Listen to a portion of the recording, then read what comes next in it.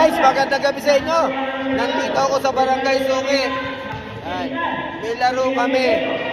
40 above na may laro kami. Next game pa kami. Napaagang punta ko. Kaumpisa pa lang pala ng first game. Kahit saan ako pumunta, laging may dalang Gatorade. Yan na, baon-baon lagi natin yan.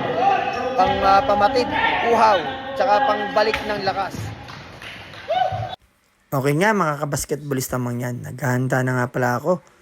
Ayun na po, nilabas ko na. Ang sapatos ko pong gagamitin ngayon ay Freak 6. Yan na. Kasi po malapit nang matapos ang first game.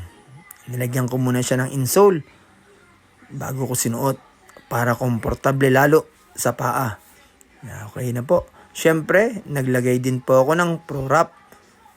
Oo nga pala po. Maraming salamat kay paring Maki Playo sa pagkukuha ng video sa akin.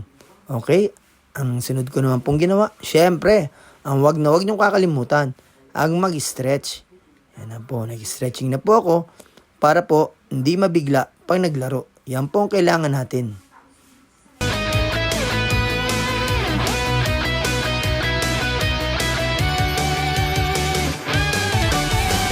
Siyempre, baon ako laging Gatorade. Malaki kasi po ang tulong nito para bumalik ang aking lakas. Maraming salamat po sa ipulit basketballistang mangyan. Paalam! Sabihan na agad ha! Yung kalaban ng